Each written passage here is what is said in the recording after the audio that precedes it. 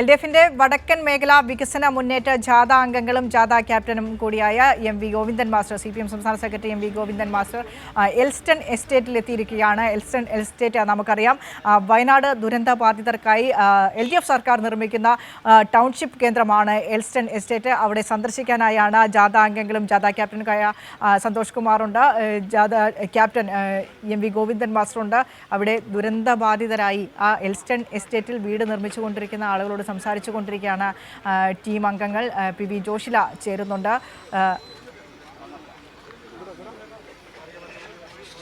വയനാട് ദുരന്ത ഭൂമിക്കായി അല്ലെങ്കിൽ വയനാട്ടിൽ ദുരന്തം സംഭവിച്ചതിന് ശേഷം അവരെ പുനരധിവസിപ്പിക്കാൻ വേണ്ടി സർക്കാർ നടത്തുന്ന നിരവധിയായ പ്രവർത്തനങ്ങളുണ്ട്.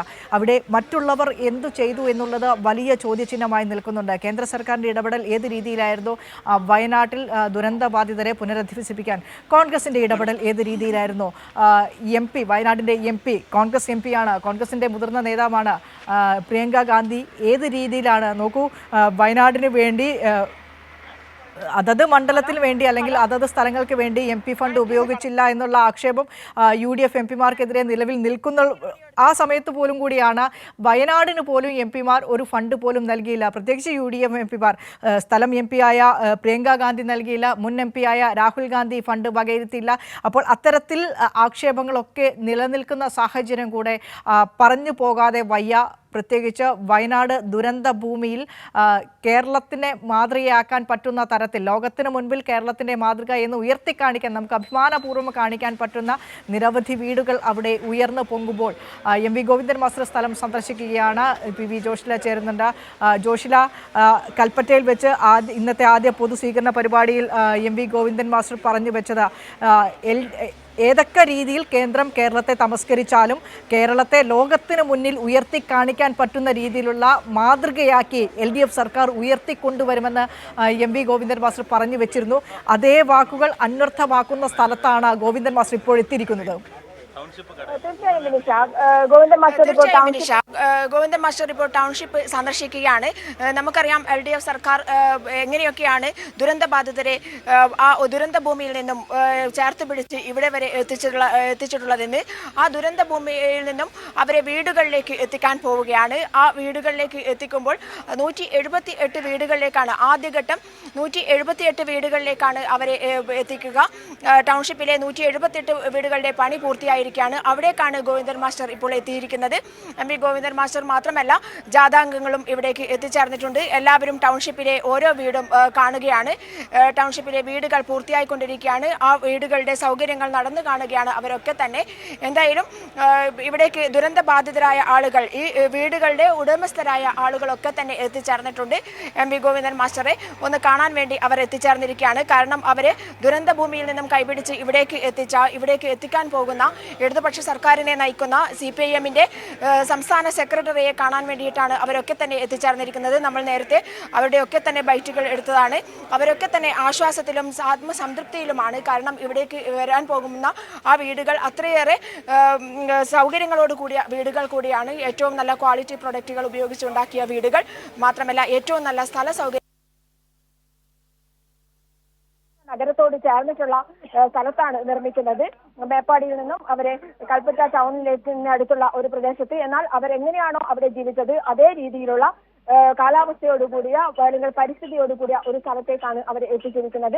അതുകൊണ്ട് തന്നെ അവരൊക്കെ തന്നെ ഏറെ സന്തോഷത്തിലാണ്. ആ ദുരന്ത ബാധിതരെ ഇതുവരെ മറ്റൊരു പ്രശ്നങ്ങളും അറിയിക്കാതെ ഓരോ ദിവസവും 300 രൂപ വെച്ച് 9,000 രൂപ വെച്ച് മാസത്തിൽ അവർക്ക് നൽകിയിരുന്നു. അതുപോലെ തന്നെ എല്ലാ സൗകര്യങ്ങളും അവര് ക്യാമ്പുകളിൽ നിന്നും വാടക വീടുകളിലേക്കും വാടക വീടുകളിൽ നിന്ന് അടുത്ത ദിവസം തന്നെ ഇവിടെയുള്ള ടൗൺഷിപ്പിലേക്കും മാറ്റാൻ പോവുകയാണ്. അതിന്റെ സന്തോഷം കൂടി അവർക്കുണ്ട്.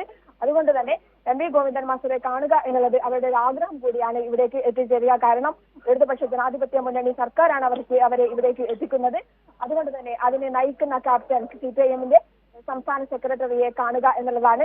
CPIM സംസ്ഥാന സെക്രട്ടറി എം.വി. ഗോവിന്ദൻ മാസ്റ്റർ ഇപ്പോൾ വീടുകളുടെ സൗകര്യങ്ങൾ നടന്നു കണ്ടുകൊണ്ടിരിക്കുകയാണ്.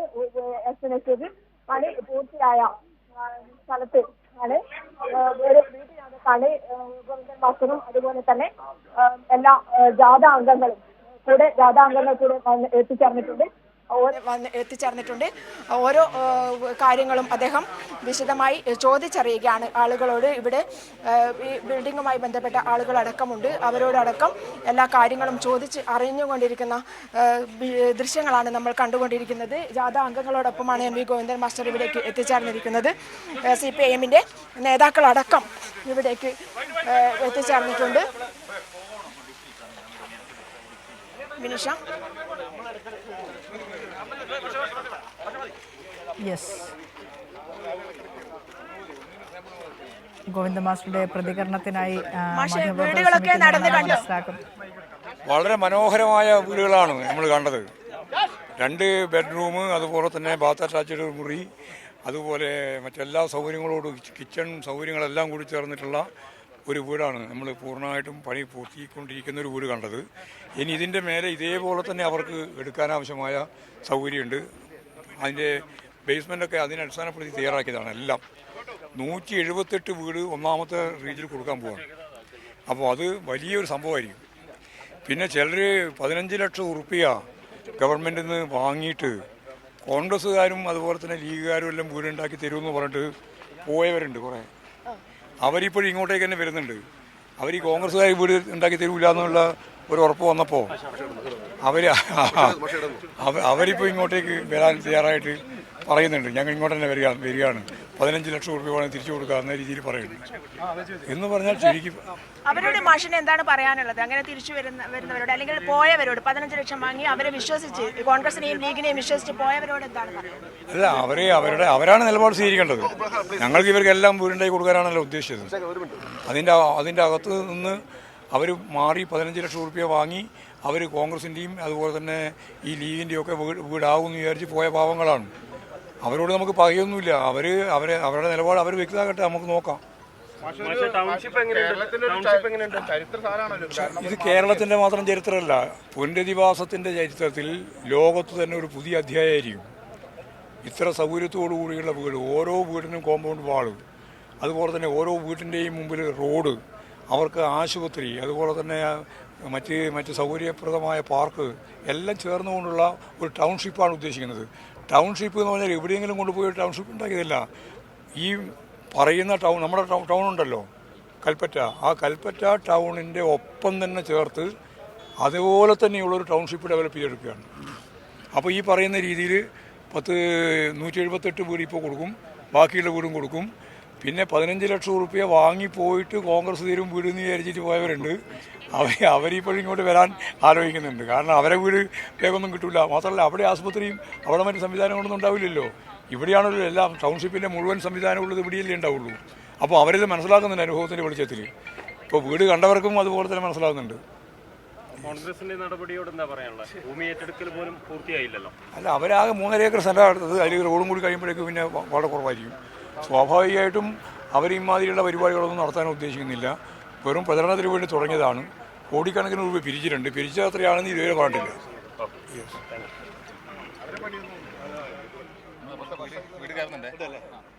യെസ്, എം വി ഗോവിന്ദൻ മാസ്റ്ററും മറ്റ് ജാഥാംഗങ്ങളും എൽസ്റ്റൺ എസ്റ്റേറ്റിലെ പുനരധിവാസ പദ്ധതി സ്ഥലം സന്ദർശിക്കുകയായിരുന്നു. വീടിനുള്ളിൽ കയറി പരിശോധിച്ച വീടിൻ്റെ സൗകര്യങ്ങളൊക്കെ കേട്ടറിഞ്ഞും കണ്ടറിഞ്ഞും ശേഷമാണ് ജാഥാ ക്യാപ്റ്റനോടൊക്കെയുള്ള എം വി ഗോവിന്ദൻ മാസ്റ്റർ അടക്കം സ്ഥലത്ത് നിന്ന് തിരിക്കുന്നത്.